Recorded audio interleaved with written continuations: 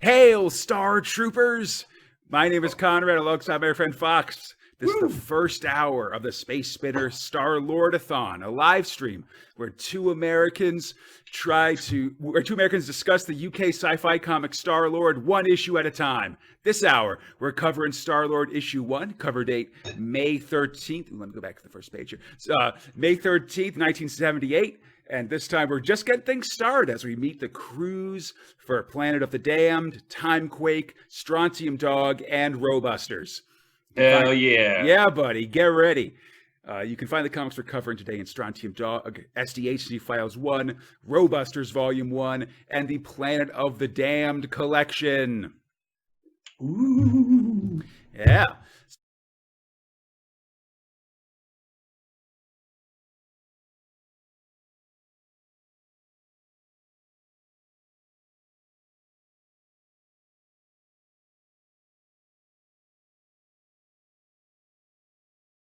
I know totally got me to start a podcast with them for Space Spinner 2000. Yep. Knowing absolutely zero about sci-fi comics and certainly anthology comics, like all of this is new to me. We've been doing this for what feels like 1,000 years, and now I have to do it for 24 hours live in front of people. This is going to get weird. Oh, this is going to get real weird. Hey, freak out. Now is the time, you know? Cool, yeah, and I'll say... my name is Conrad, of course. I got into British comics through the Judge Dredd movies, so watched those, liked them pretty well. After the 2012 one, I started reading back issues of 2000 AD on and off. By 2016, I'd read the first 1,000 or so procs, started this podcast with you. The rest is history. Good times. Mm-hmm. Before we get started, I also want to talk briefly about a history of the comic itself. In February 1977, IPC Magazines created 2000 AD, a weekly anthology comic designed to take advantage of the coming wave. Oh my God, I've messed it up already. Okay. Dude, don't worry. We'll do it live. No, it's fine. So, but it was made to take advantage of the coming wave of family-friendly sci-fi movies, your Black Hole, your Close Encounters of the Third Kind, your Star Wars, etc. It was an immediate success, so a spin-off comic was created, aka Starlord. The idea was that Starlord would be a little fancier than 2000 AD, with nicer paper and more color pages. And while it didn't catch on, it does leave a legacy of characters and storytelling, and that's what we're going to talk about today. Hell yeah. Robusters, the only thing that came out of this comic. Oh, and Strontium Dog, buddy. Come on. So, I want to talk oh my God. It's already starting. Just very briefly about the physical differences between these comics. Mostly to show off the fact that I myself am in possession of a Starlord #1. Ooh, look at Mr. Fancy Boy. Signed by Carlos Esquerra. Thank you very much. But oh yeah. But so you can see, but when you compare it to a 2000 AD from a few months later, it's a little thinner. So it ends up being a little taller for comics. The cover's a little nicer. Like basically all of like this feels more like a comic book, I guess, like in my American hands, as opposed to 2000 AD, which feels a little bit more like a newspaper, I guess. Yeah. Okay. Interesting. So like the stock is like literally that different, huh? Yeah, and that's what. So as we get into it, let's talk about the cover here. All right. So What's wrong with this phrase? Oh no! So our buddy Roman Sola draws cover 1. Montage characters including Johnny Alpha, Wolf from Strontium Dog, Flint from Planet of the Damned, Susie Cho from Timequake, and then just some random spaceships for flavor. I mean, it's not a space comic if you don't have weird spaceships flying Absolutely, around. That's the need.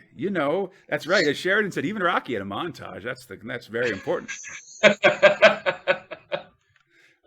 But so you'll also notice there's a big open space in the comic, like right here, basically. I hope you can see my magnifying glass. But that's because all of these first issues came with a badge. I've got one here, the Laser Specialist badge. Very nice. which was basically, we'll see it as time goes by. But the conceit of this comic was that Star-Lord's here to save humanity from the Interstellar Federation, and to do that, he's got to organize the kids of England into paramilitary groups. And Jesus. Oh God. your rank in that and your position in that paramilitary group was determined by the badge you got in your initial issue of Star-Lord. All right. Weaponizing children.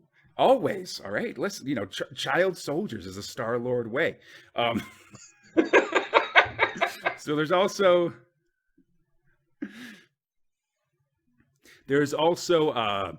pilots and mech war commanders and stuff like that. We'll see all these as we go by for sure. It's gonna be a lot of fun.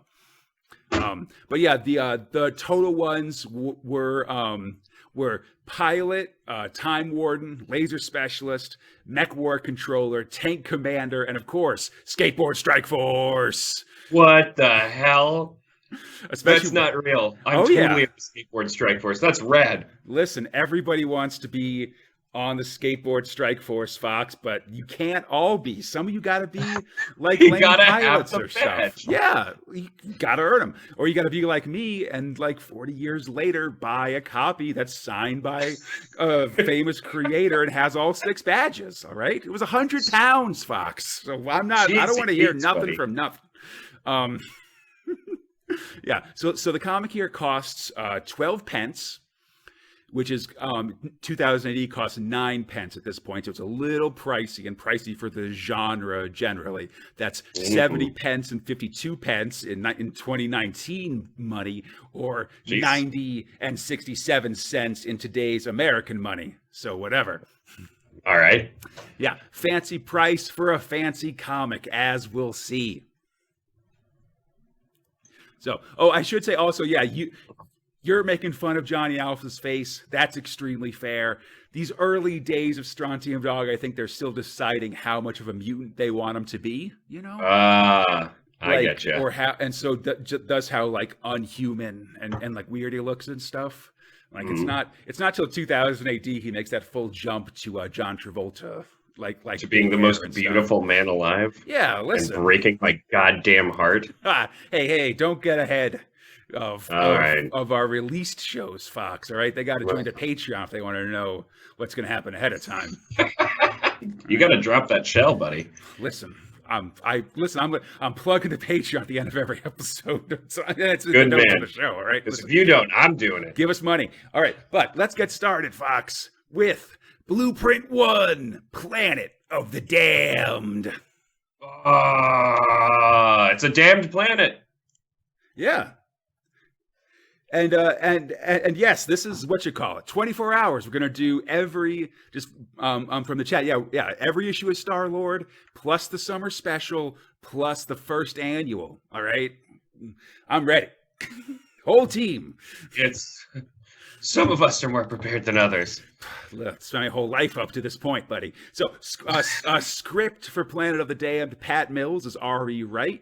Art is by Horatio Lalia, lettering about Bill Nuttall. And I'm going to say letterers are going to change frequently as we go through these stories. And I try to get them right every time, but I can't promise that I am. So, okay, Fox. All right. Since 1945, more than 100 planes and ships and 1,000 men have mysteriously disappeared in the Bermuda Triangle. Oh, no. That's right.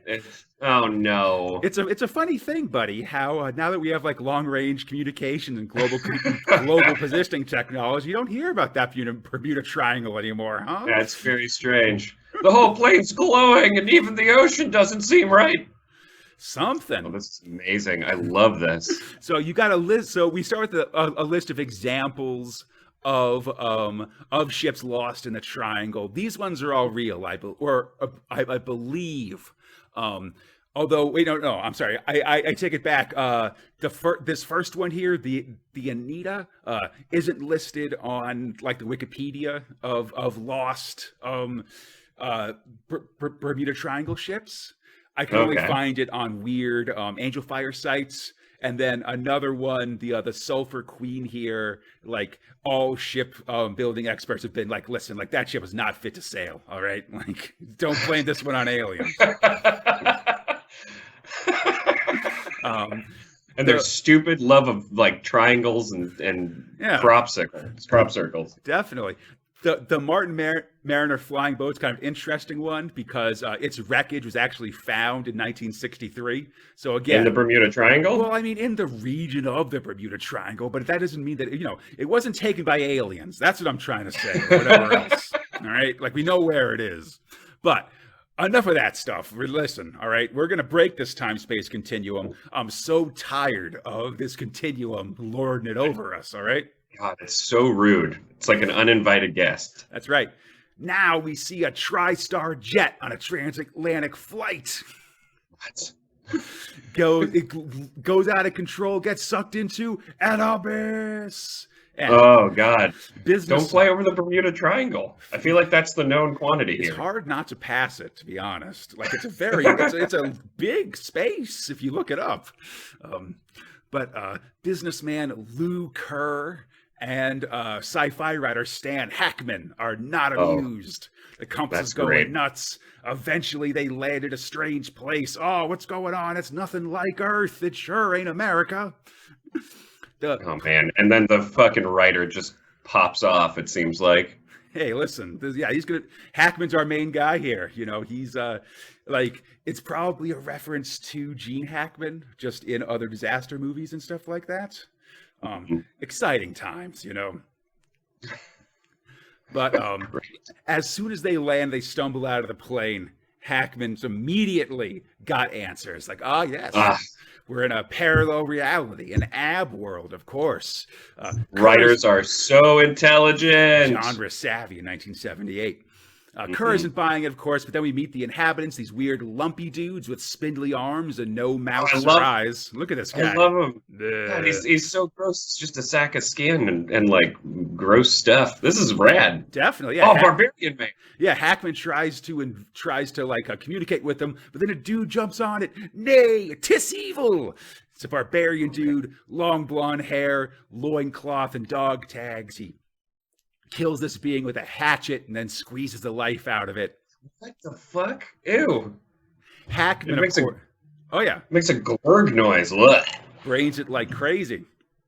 And Hackman, of course, gets up on his high horse about it, like, "Oh, you've killed this obvious monster? How barbaric!" Right. Don't get angry at the ripped dude with an axe. Do not yell at him. This is like survival 101. That's what you got to do. Oh, man. Someone's saying it's AB humans. Nah, buddy, ab humans. I'm talking about like they got crazy stomach muscles. That's the only answer. This loincloth dude introduces himself as Flint, a bosun on the ship Galantine. Not a real ship lost in the Bermuda Triangle, by the way. All right. And he says, "Hackman, you're such an idiot. You'll die first." Real Arnold Schwarzenegger here. All right.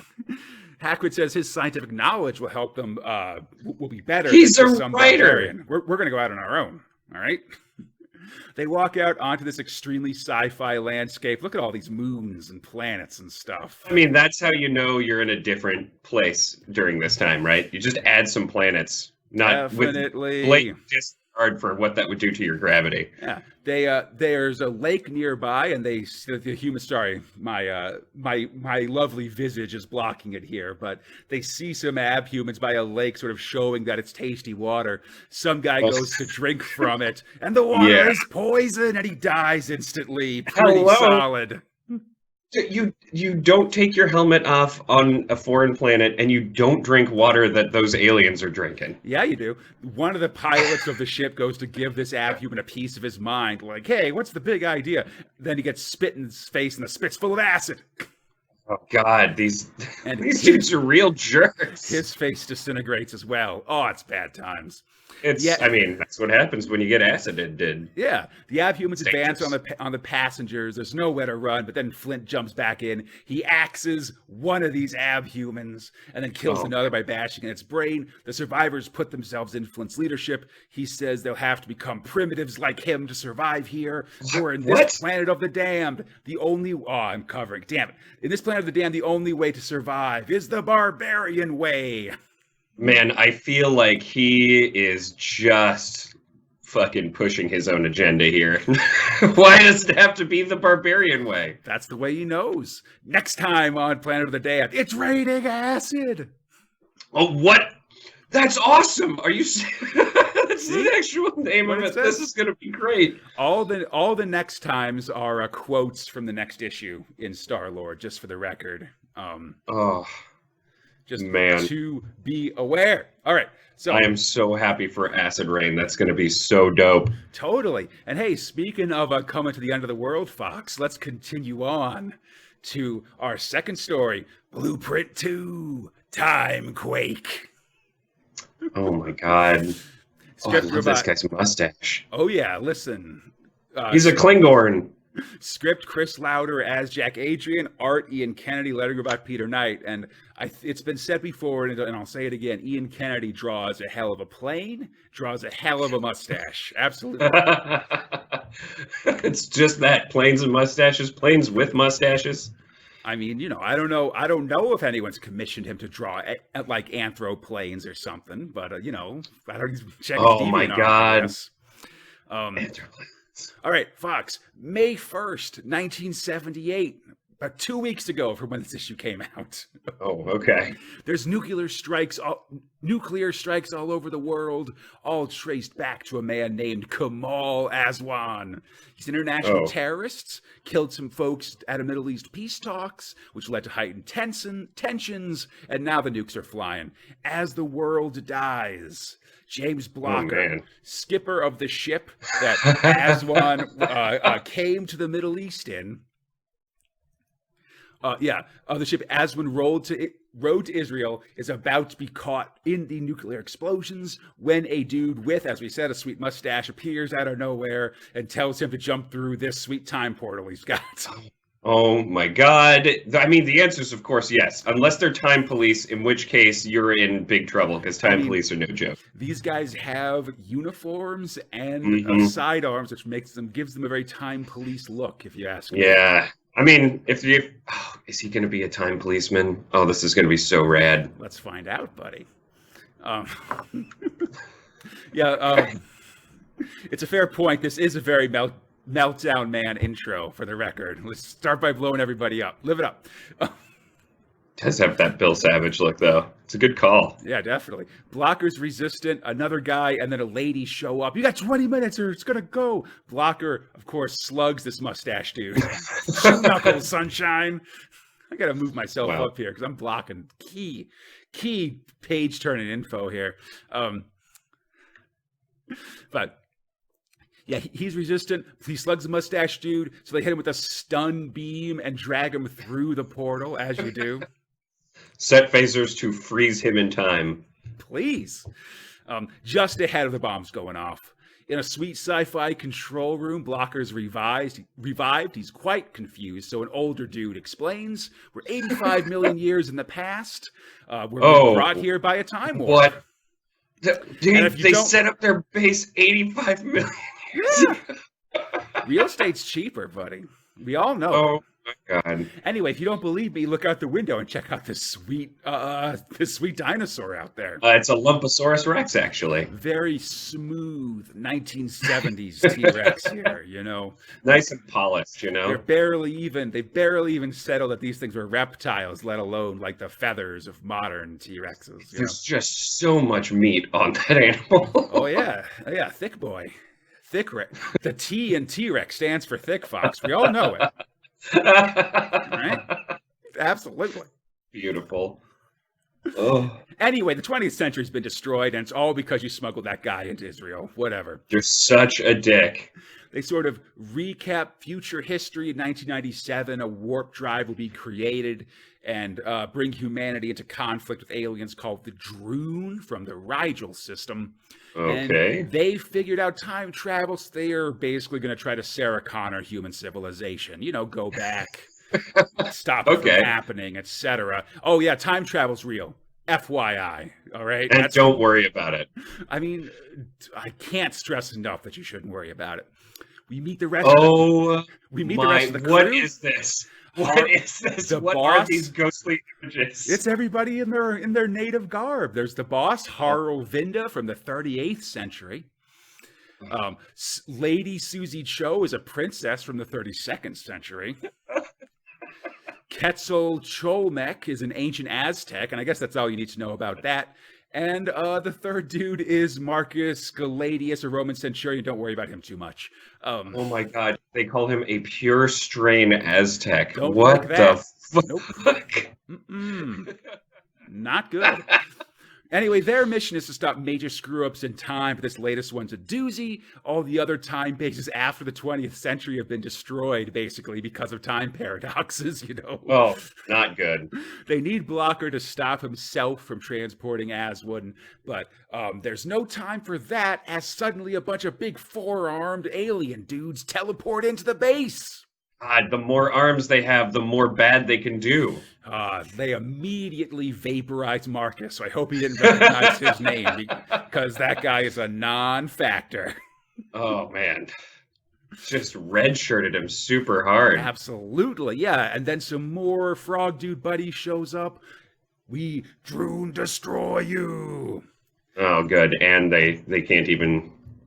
They didn't even care to, like, really go for grammar on this one. This is the fight. Listen, you know, they're weird. I mean, I think they're just being real angry, you know, because they're destroying all the time stations from 1978 backwards. So yeah. so wait, why would you work backwards? Because you got it. I can't believe you're asking me these questions. So you don't know anything about time travel. That's why I don't have the badge. You're never going to make it as a time warden at this rate, all right? I'm just asking the questions that's on everybody's mind. Fair. All right. Yeah, listen, well, I'll tell you one thing, Fox. Next time on Timequake, the Droon have wiped out the future. That's... Sir, how can you destroy something that hasn't happened yet? They're from the 40th century. From their perspective, it has happened, all right? Again, you gotta bone up on your time stuff if you're going to become a warden, buddy. It's the official phrase for it. Time stuff. Yeah, wibbly wobbly. Yeah. Let's take a break from blueprints here and go to the Starfax. Hey, why not? Close Encounters of the Fourth Kind or fighting for Starlord. It's the actual Starlord. So wow, general, looking pretty alright. Yeah, I like his cape. Got that hair. Got that various guns. Got a boot knife. Very solid. Yeah, look at that. That's the necessary. That's nice. Right there. That now he just has my respect. You know me and boot knives, man. That's like danger acid. Yeah, that's our key. Yeah, so all these classic comics at the time had a presenter or character that is presumably making the comic and presenting it out here. Your Rod Serlings or your Crypt Keeper type characters, you know.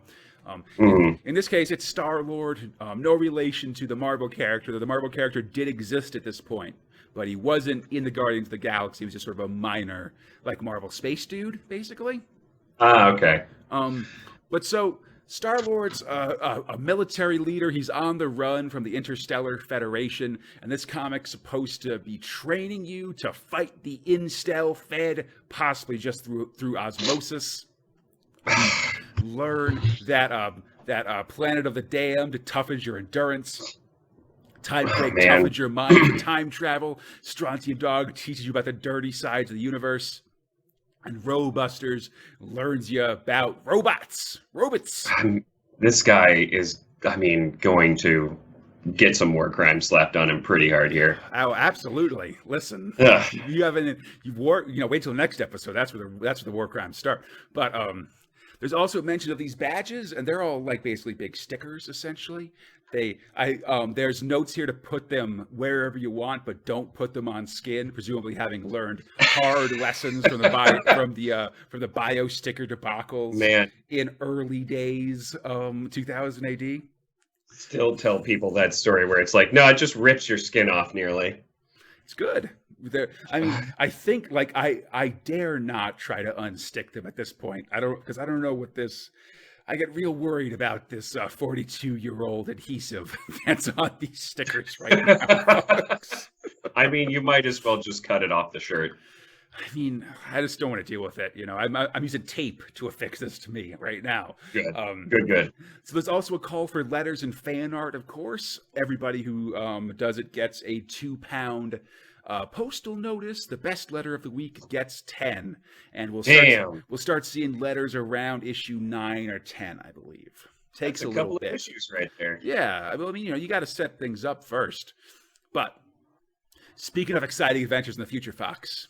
Oh, hell yeah. Let's go to Blueprint 3, Strontium Dog.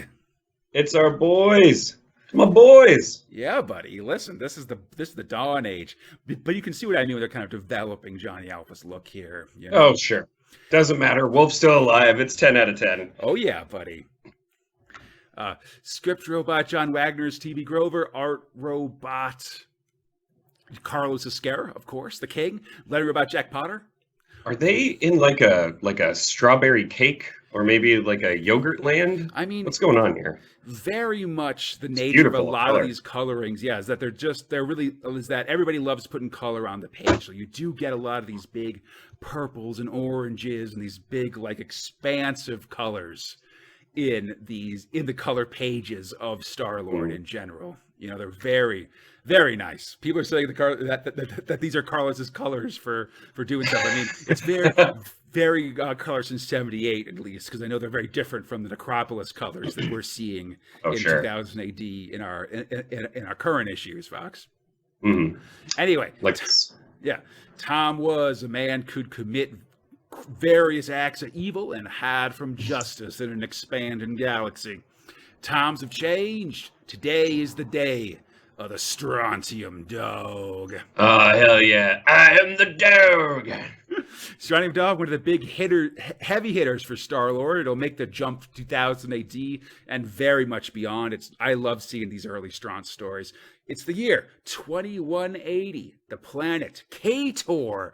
Mutant bounty hunters Johnny Alpha and his partner Viking Dude Wolf are dodging lightning scatter beams by a pair of no good crooks.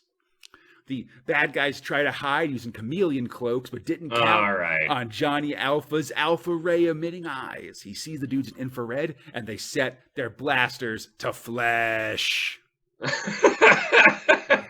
Love that. That's awesome. Only skeletons remain. Oh, man. Just getting rid of the flesh. That's all you need. Oh, that's so great. The cops show up and try to arrest Johnny and Wolf.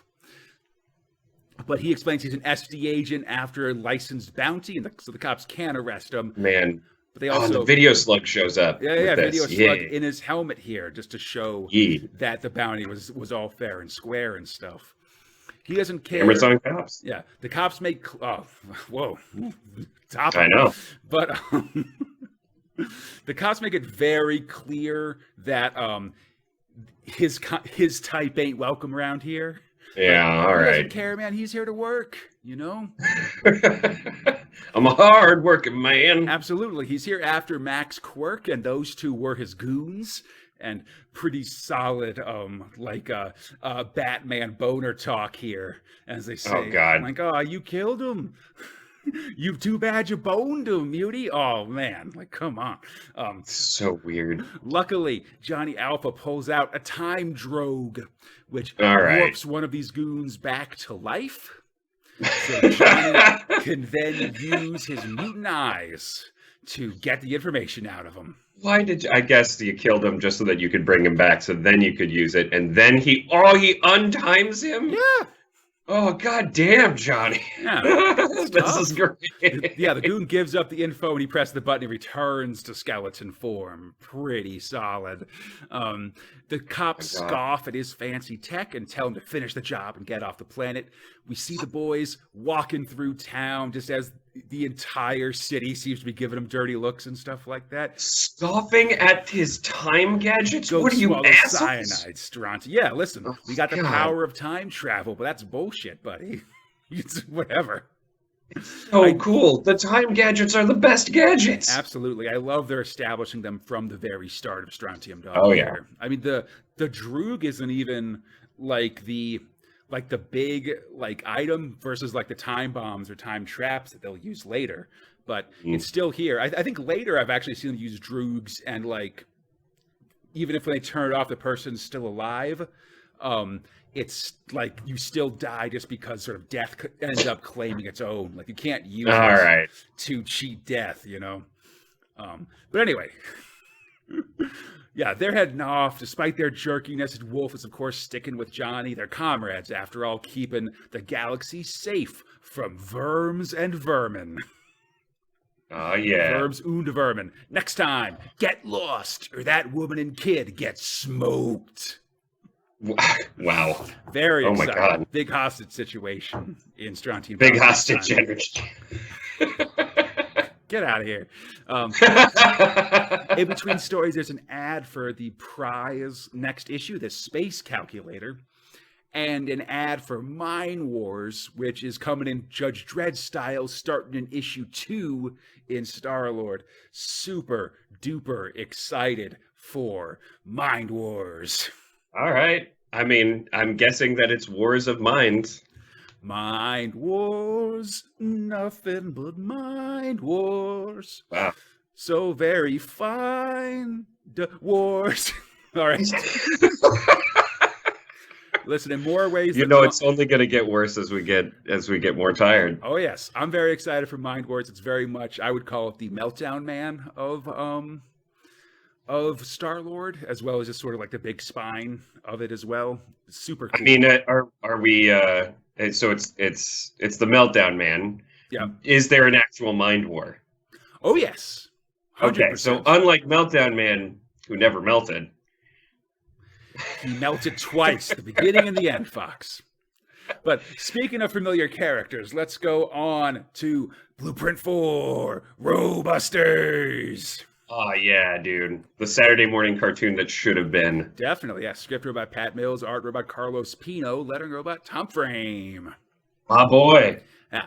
In 2078, robots are doing all of man's work, basically like cars, I guess. At a robot dealership, a salesman's trying to unload a few used droids, a rebellious super droid named Rojaws, and an army surplus war droid named Hammerstein. The folks buying robots aren't interested in them, though, and instead go with a pretty racist Japanese bot instead. Yikes. Oh yeah. Oh yeah. Got the stereotyped spellings here and stuff like that. Let's just keep moving on. Oh my God, I love this man with the tiny wings. In the end, they say that they just sort of take that one and walk off. The owner of the robot dealership says he can't afford to have these bots no one wants taking up floor space, so he sends them to MechQuake instead. Oh yeah, boy. For the first of a billion times, we see Rojaws and Hammerstein blithely banter as they walk to their deaths. They meet another robot far more freaked out by this prospect, Shatterbox, a spy drone, basically just a glorified computer with wings. They comfort him and then make the walk to MechQuake, but before they can be destroyed, the salesman jumps in. He sold them all to Howard Quartz. Oh, hell yeah. Our boy with the brain. That's right, Howard Quartz, a billionaire who's had most of his body and organs replaced with robotics. He's called Mr. 10% because that's all he has left that's organic. If he gets any more, he'll be reclassified as a robot instead of a man. He's not going to lose human status. Loses money.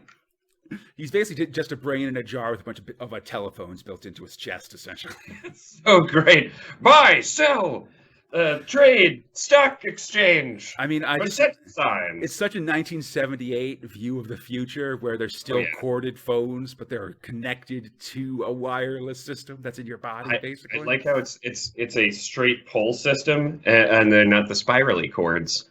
Mm-mm. All right, he's brought all these bots to be part of his international rescue operation, so let's check that out now. Here we go. All right. Oh, hell yeah. What is this? Third big color spread in Starlord. Love it. Oh, look, there's a shark. He's like, I'm getting out of here. Yeah, definitely. So, the North Sea Tunnel connects Britain and Scandinavia, but then not anymore, baby. Yeah, BP sub has crashed into it. It's a disaster. The whole place is flooding and burning, having a terrible time. We see. Wait. There we go. Sorry, very fiddly page turning here.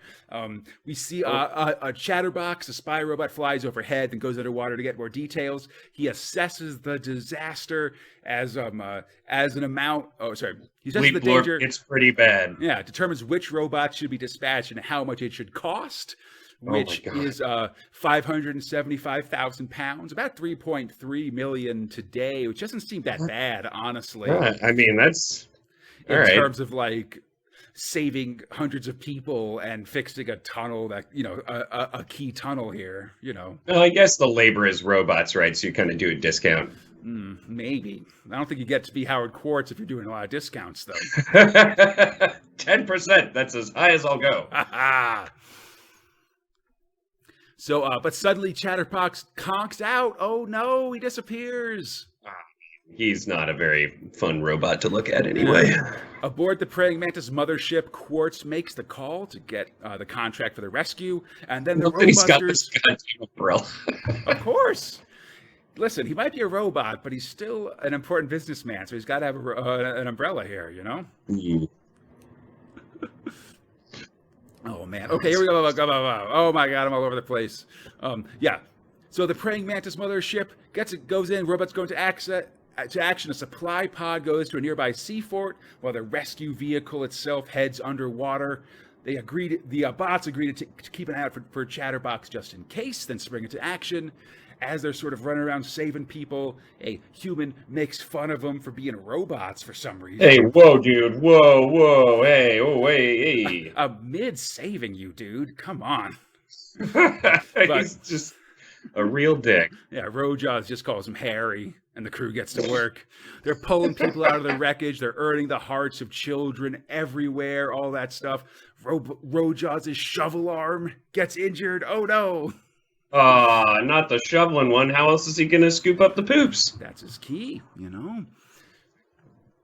They take a man to Nurse Angel's clinic, where a hollow projection of a nurse on a robot screen right here quells a man's anti-robot sentiments.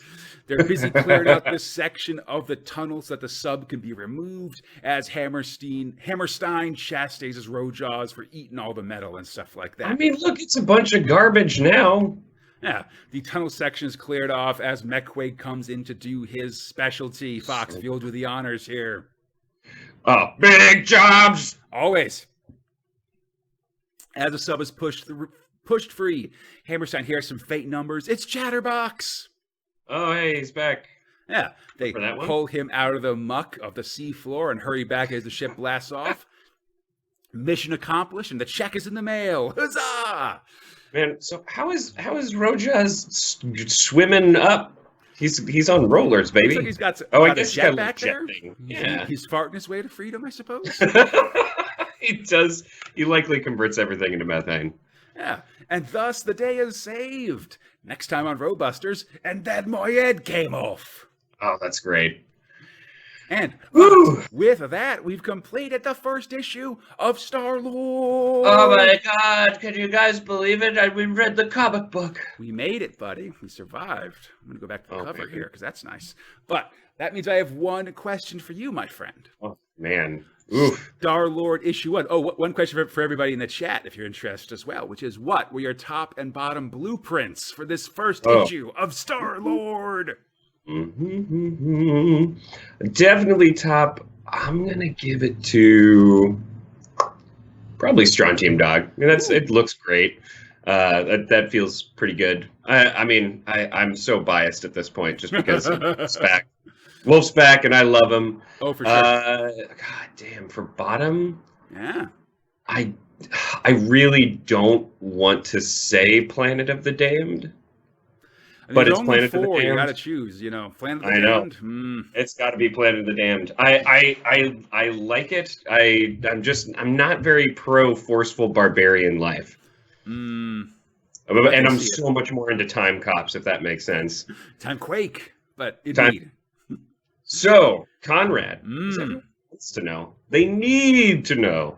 What were your top and bottom blueprints? Blueprints. That's right. They're all Feels weird to say. they're Starlord survival blueprints. So we're calling them blueprints.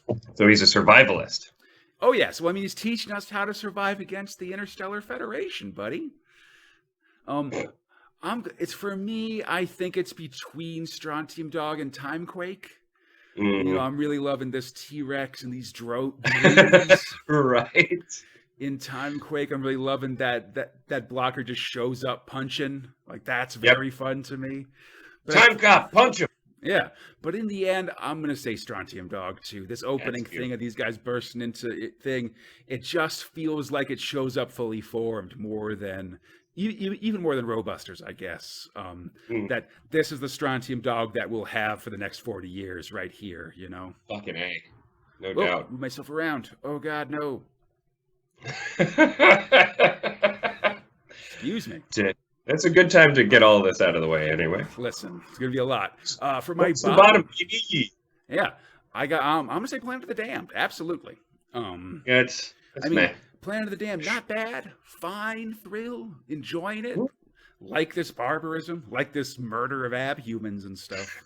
I am excited for it's raining acid. Oh yes, but in the end, there's only 4 stories to pick from, and by process of elimination, Planet of the Damned gets down there, I think. Yeah, it is. I'm actually so far pleasantly surprised. There doesn't seem to be cruft here.